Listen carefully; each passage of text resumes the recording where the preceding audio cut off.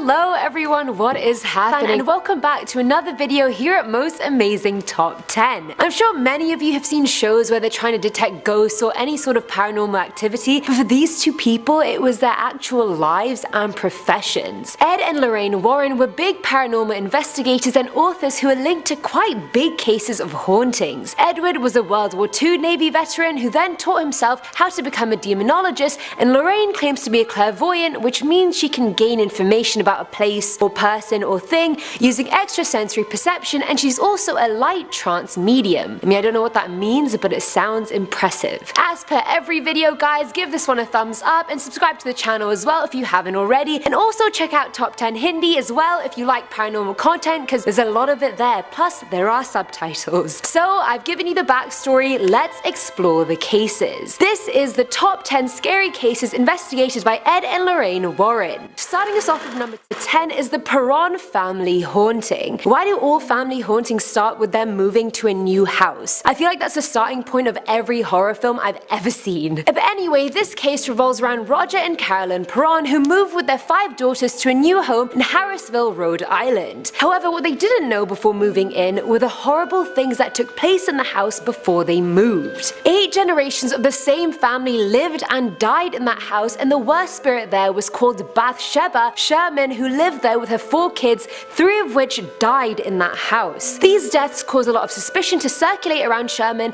and she was labeled a Satanist. She eventually hung herself in her backyard and began haunting the families that lived in the house. She wasn't all bad, I mean, she helped them with their chores, and she even played with their children. But the family also saw furniture moving on its own, they heard disembodied voices at different times of the day, and saw full ghost appearances. Sherman hated Carolyn as she was the mother and wife Sherman always wanted to be, and thus she used to slap and pinch Carolyn quite a bit. She even used to touch Roger inappropriately. Imagine a jealous female ghost. I mean, jealous females that are alive are bad enough, let alone a dead one. When they brought in Ed and Lorraine in 1974, that actually provoked Sherman even more, so that the Perrons actually just asked the Warrens to leave. Has anyone seen The Conjuring? Well, that's also based off this family. Little tidbit of information for you. Coming at number 9 is Annabelle, just like the 2014 Conjuring spin-off, which I saw and was a bit spooked by, I'm not gonna lie. So the real story takes place in the year 1970 when a mum bought her daughter a Raggedy Ann doll from an antique store. Daughter put the doll in her bed and left her there. But soon enough, the doll started changing position,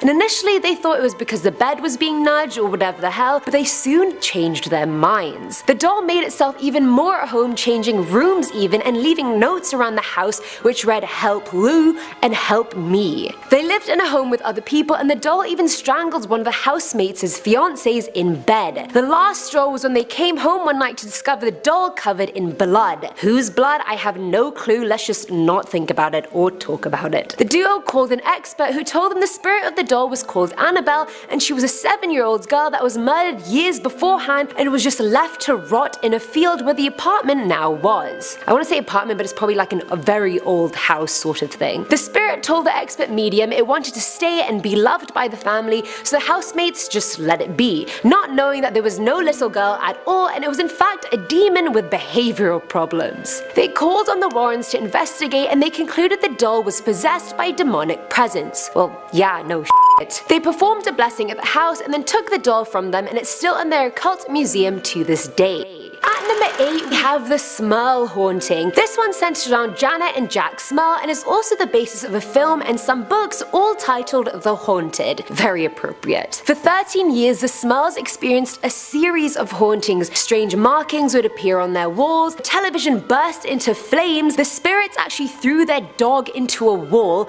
pushed one of their daughters down the stairs, their toilets flushed by themselves. I mean, I didn't even know ghosts poop, but that's good to know. And they even sexually assaulted Jack many times. When the Warrens were eventually called, they found 3 different demonic entities living in the house, and so they called a priest to perform an exorcism. While that was going on, Ed said he felt that the temperature drop in the house instantly and saw a dark mass appear just randomly. The entities even wrote "Get out" on a mirror for the Warrens, and he apparently has a lot of audio tapes of the knocking sounds made by the demons. The American Society of Psychical Research said the whole case was a fad, but what do you guys think? Let me know in the comments below. Filling our number 7 slot is the trial of Ann Cheyenne Johnson. Now this was the first case in America to use the devil made me do it defense in a murder trial. Back in 1981, Johnson went for dinner with his fiancée Debbie and their landlord Alan Bono, amongst others. All of a sudden, Johnson started stabbing Bono with a pocket knife and he ultimately died. In his trial, Johnson pleaded not guilty because he claimed he was possessed when the murder took place, and cited his connection with Debbie's brother David, and called the Warrens to the trial to testify. A year prior to the murder, David started seeing demons that looked a bit like the Thing from Insidious. There was no explanation at all for the bruises and scratches all over his body. Johnson and Debbie got a priest, but this only angered the spirit even more and made David speak in multiple voices and hiss. He said he felt like he was being choked by something and he had red marks on his neck even though no one was touching him. They called the Warrens, who dispelled the demons from the boy's body, but then they actually went into Ann's body instead. After teaming up with the Diocese of Bridgeport and some priests, they got rid of 40 demons in David's body. The court still found Ann guilty of first-degree manslaughter, and he was in jail, but I think he's released now. Now at number 6 is the Union Cemetery case. If it's a cemetery, you may as well assume it's haunted before you even go there. The cemetery is located in Connecticut and is said to be one of the most haunted cemeteries in the US. It is home to the White Lady, who is said to be a ghostly apparition that used to rise out of the gravestones and hover around. And obviously White Lady because she wears either a wedding dress or a white nightgown. Many identify her to be the ghost of Harriet R. Seeley, who died in 1853. They say she haunts the cemetery looking for her son, who she lost during childbirth 1 week before her death. Some people visiting the cemetery found this gravestone and reported it being the only one in the whole cemetery that was knocked over out of the ground. Ed and Lorraine visited the graveyard, and according to Ed, he captured a picture or video of the actual ghost, which many have disputed. The Warrens even wrote a book including this case called Graveyard: True Hauntings from an Old New England Cemetery. Is this a hoax? Is it not? I don't know how they captured it on video. I actually haven't seen the video, but if you guys have, let me know if it's real or not. Coming at number 5 is a haunting in Connecticut. There's a lot of controversy around this one about whether the events were true, false, or simply very overly exaggerated, but they were still credible enough to be immortalized in the film The Haunting in Connecticut. In 1986, Al and Carmen Snedeker moved a house to be closer to the hospital that was treating their son. See, I told you it's always when people move house when something goes wrong. The house was formerly a funeral home with a graveyard outside and a mortuary in the basement. Honestly, with those factors, they should have just almost expected getting haunted. Seriously. The couple reported seeing their dishes moving on their own, water turning blood red, lights flickering as always in every horror story, the smell of decaying flesh, and seeing the dead. They even claimed the spirits sodomized them. When they called in the Warrens, they found out that the spirits were angry because the morticians used to have sex with their dead bodies. What else can go wrong in this house? After 2 years, the couple finally moved out, and people still question if all of it is true till this day. At number 4 is the Borley Church haunting, and people say that this case is behind the movie The Nun, which is another extension of the Conjuring world. Did that franchise literally just turn every one of the Warrens' cases into a horror film? I mean, are they getting paid for this, at least royalties? If the next one is based on any of the cases I mentioned today, then mark my words, I called that. But anyway, the Warrens and some photographers visited Borley Church, located in southern England, in the 1970s. They heard about a series of strange occurrences like a headless monk leaving cryptic messages on the walls, bells ringing for no reason, organ music playing by itself, which is creepy as hell, and even a dead nun walking around the premises at night.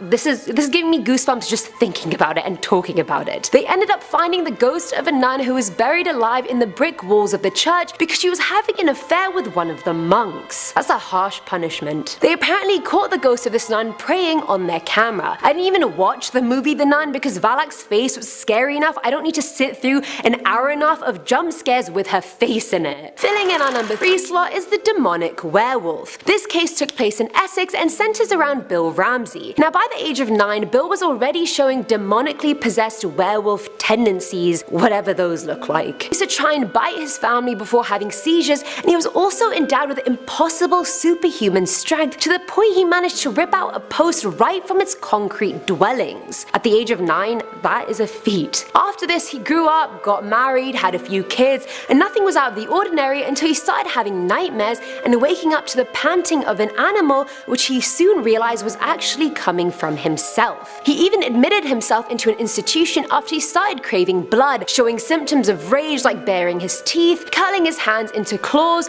growling and barking, etc. And while he was there, he even attacked one of the nurses, as if more things couldn't go wrong for this guy. Years later, he also attacked a police officer with a force no one had ever seen before, and it took 6 more officers to hold him down. The Warrens were called after Bill told people to lock him up for his protection and the protection of others. Good guy, Bill. They called on priests to exorcise Bill, and he's been fine ever since. Now at number 2 is the Enfield haunting. This case took place back in 1977 in Brimsdown, England, and it revolves around the Hodgson family, and it also is the basis of The Conjuring 2. Told you, all the films, these cases. It started by Peggy Hodgson claiming her kids kept seeing furniture moving by itself and their toys being thrown about their room. Janet, her daughter, saw her dresser literally slide across the ground on her floor. They started hearing knocking coming from all over the house, especially from rooms that were empty. When the family finally called the police, the officers saw it for themselves. They witnessed chairs moving by themselves and lights flickering on and off. Legos were thrown around the room and were hot to the touch. Coins would drop out of nowhere, they'd hear barking when they didn't even have a dog, and their clothes used to be flung off of tabletops. The worst incident was when the iron fireplace was ripped out of the wall. Iron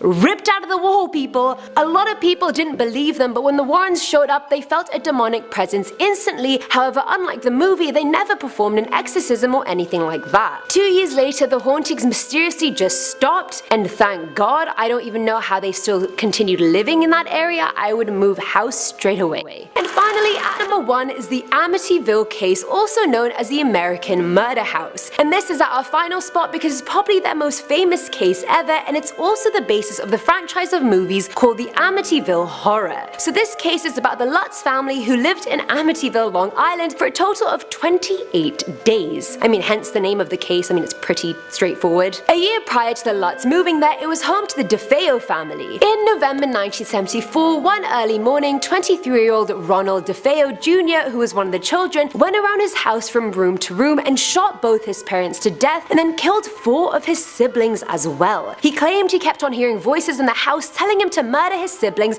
and his parents. So during the Lutz's time in the house, they experienced a series of horrific paranormal sights. They heard voices, they heard their doors banging, knives being thrown off the kitchen counters. George Lutz even apparently saw his wife levitating above their bed, and he was woken up every day at 3:15 a.m., the same time Ronald went on his killing rampage. They even claimed to see a red-eyed thing that looked like a pig and slime coming out of their walls. When Ed and Lorraine were invited into the house, they brought a TV crew with them and ended up getting a picture of a boy with glowing eyes. 28 days? I would have been out there in 10 minutes. And that's all for today's video, guys. Before this video, I had no idea who Ed and Lorraine Warren even were, let alone the fact they're behind probably all the Conjuring movies. Okay, if you guys were in each of these cases, which one would scare you the most? Mine would probably be the church one because ghost nuns, that's just a no from me. The Enfield one because that demon had zero remorse, or Annabelle actually. Let me know yours in the comments below, and I'll see you next time.